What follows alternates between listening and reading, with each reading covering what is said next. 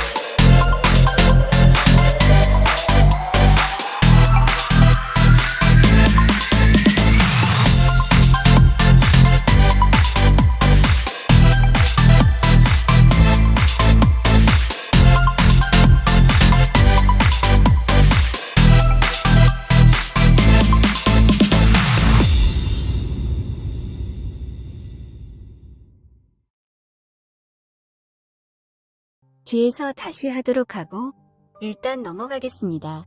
제 세 번째 남편은 바로 첫 번째 남편의 동생이자 제 시동생입니다. 직장도 안 다니면서 허구한 날 하루 종일 방구석에만 붙어 있는데 그러다 보니 자연스럽게 저와 가장 많이 마주치고 있는 사람이기도 합니다.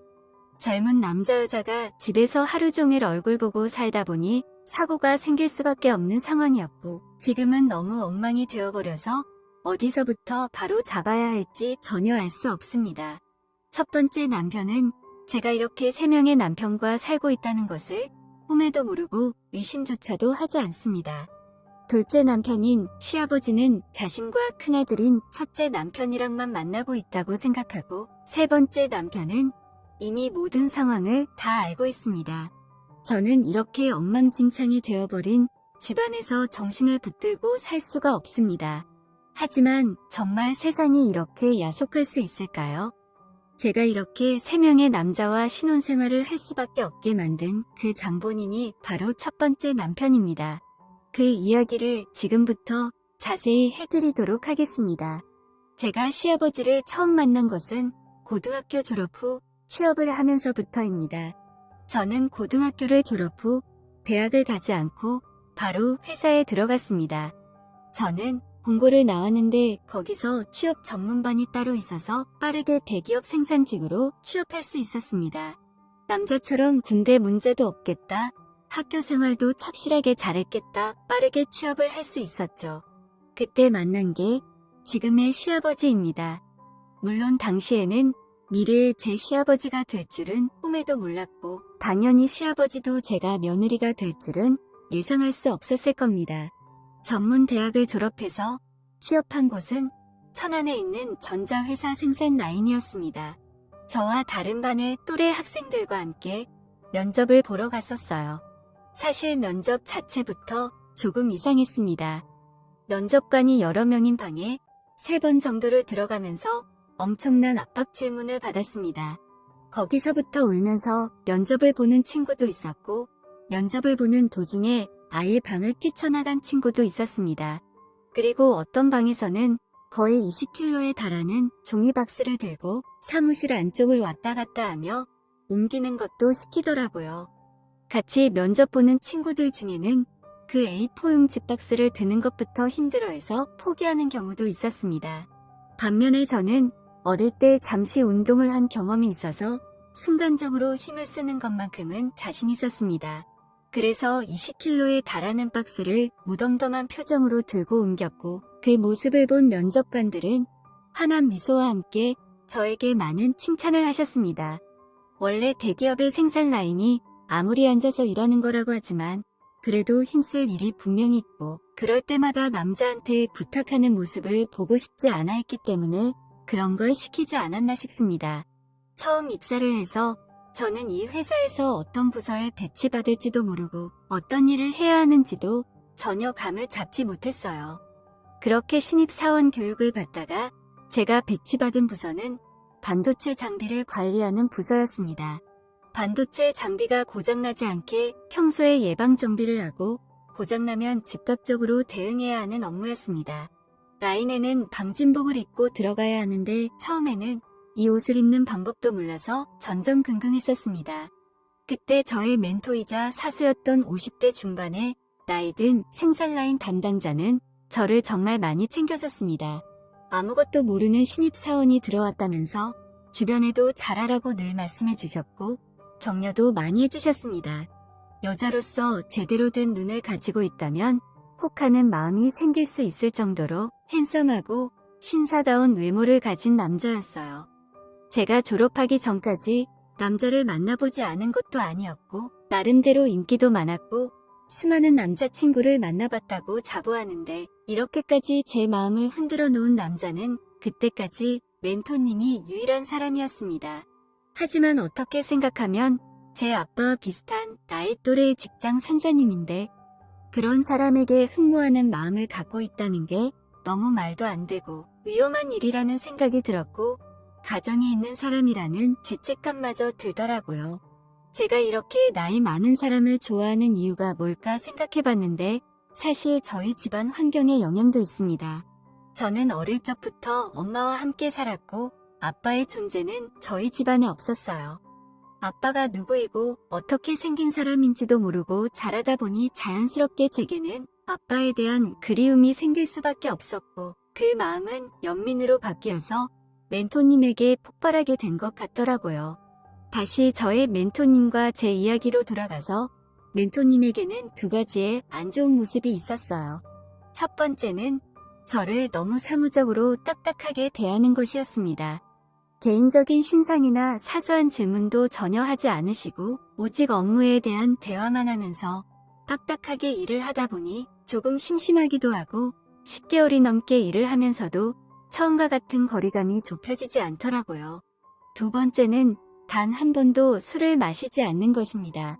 나름대로 회사 다니면서 회식도 하게 되고 술도 한 잔씩 먹는 걸 기대했는데 아무리 신세대를 생각해주고 가정에 충실한 사람이라고 해도 그런 일이 전혀 없으니 답답하더라고요. 친해질 기회조차도 없는 거잖아요. 삼겹살 구워 먹으면서 소주라도 한 잔씩 하면 사적인 이야기도 나눌 수 있고 친밀감이 쌓일 것 같았는데 전혀 그럴 생각이 없으시니 저한테 거리를 두는 건가 싶은 생각이 들었습니다. 그래서 어쩔 수 없이 월급날에 멘토님에게 저녁 한 번 사겠다고 했어요.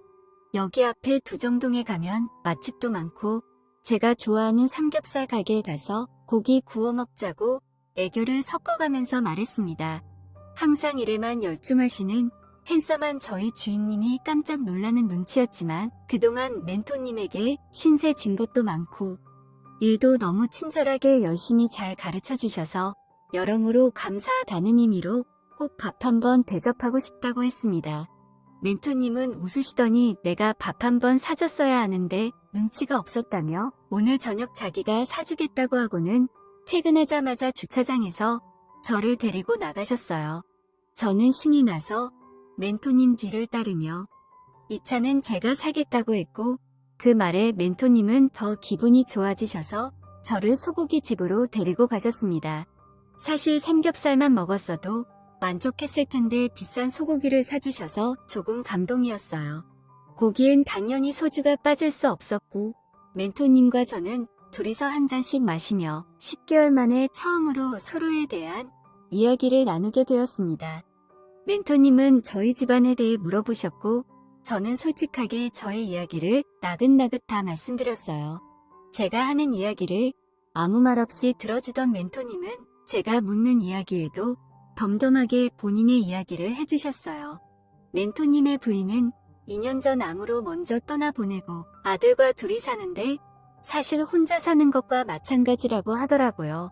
큰아들은 부산에 있는 대학 해양학과를 졸업해서 태평양 한가운데에서 참치 잡는 커다란 배에 항해사로 일한다고 1년에 한두 번만 집에 들어올 수 있기 때문에 얼굴 보는 날이 손으로 꼽는다고 하더라고요. 그리고 어찌나 피부가 새까맣게 탔는지 볼 때마다 가슴이 아프다는 겁니다. 둘째 아들은 대학 나와서 취업 못하고 집에만 붙어있는 바람에 걱정이 이만저만 아니라고 하는 대화를 나누고 있었습니다. 그렇게 1차를 마치고 기분 좋게 술에 취한 저희는 2차로 노래방으로 향했고 그곳에서 함께 노래를 부르고 신나게 놀다가 제가 먼저 멘토님에게 듣고 싶은 노래 없냐고 물었더니 조용필 노래를 불러줬으면 좋겠다고 하시더라고요. 그래서 멘토님의 부탁으로 열심히 노래를 부르고 있었는데 멘토님이 제 뒤로 다가오시면서 눈물을 흘리는 게 느껴졌습니다. 돌아가신 사모님이 가장 좋아하는 노래였다고 하는데 제가 그 노래를 부르자 그 생각이 났었는지 눈물을 흘리는 멘토님을 보며 저도 울고 말았고 그날 결국 멘토님을 진하게 위로해 줄 수밖에 없었어요. 한번 이렇게 멘토님을 사적으로 위로해주고 나니까 그 뒤로는 서로 자제력을 잃어버려서 언제 어디서든 멘토님과 따로 조용히 만나 데이트를 즐겼습니다. 남들 눈은 의식하지 않으면서 행복한 시간을 보냈어요. 그러던 어느 날 멘토님이 갑자기 첫째 아들이 오랜만에 한국에 와서 회사에 잠시 들린다는 겁니다. 저는 멘토님 아들이 궁금하기도 하고 호기심이 생겼습니다. 얼마 후에 멘토님과 함께 들어온 첫째 아들은 멘토님과 똑 닮은 외모였고 젊은 멘토님을 보는 듯한 기분이 들었어요. 두 사람에게 커피를 타다 주고 제자리로 돌아와 일을 하고 있었는데 첫째 아들이 저를 흘끔 쳐다보는 눈빛이 느껴졌습니다. 계속 모른 척하고 있었는데 멘토님이 잠시 자리를 비운 사이에 제게 다가와서 명함을 한 장 건네면서 자기는 마음에 든다고 연락을 해달라고 하더라고요. 솔직히 어떻게 해야 할까 많이 망설였는데 호기심이라는 게 무섭더라고요. 그날 저녁에 전화해서 만나게 되었고 그때부터 첫째 아들과의 연애를 시작했어요. 너무 저돌적으로 저에게 다가오는 그 남자에게 저는 처음엔 거의 장난식으로 가볍게 만남을 가졌는데 그쪽에서 너무 진지하게 나오니까 저도 그렇게 상대할 수밖에 없게 되었고 육지에 도착할 때마다 저를 불러내서 데이트했습니다. 1년이 지나자 제게 프러포즈를 하고 결혼을 하고 싶다길래 저는 솔직히 멘토님에게 모든 사실을 털어놨고 멘토님은 다 이해한다고 괜찮다고 하시면서 응원해 주셨어요. 그러면서도 멘토님과의 데이트 역시 포기하지 않았습니다. 결혼하고 난 뒤 저는 당당하게 그 집에 들어가서 살았고 배를 타는 남편은 거의 대부분 집을 비우고 있었기에 멘토님과 회사에서 계속 즐겁게 일을 하며 애인처럼 지냈습니다. 남편이 배 타러 갔을 때 아버님과 집에서 너무 대놓고 데이트를 즐기다가 둘째 도련님이 그 모습을 보게 되었고 제가 집에 혼자 있는 틈에 그 사실을 빌미로 협박을 하고 그때부터 모든 관계가 다 엉망진창이 되었습니다. 도련님도 참 이런 걸로 정말 못되게 굴더라고요. 그게 지금 저의 상태인데 이런 비정상적인 관계가 언제까지 지속될 수 있을까요? 사실 저는 3명의 남자가 모두 좋아서 이런 사실을 남편에게만 들키지 않으면 이대로 영원히 셋과 행복하게 살고 싶은 마음도 드는 게 사실입니다. 정말 어떻게 하면 좋을까요?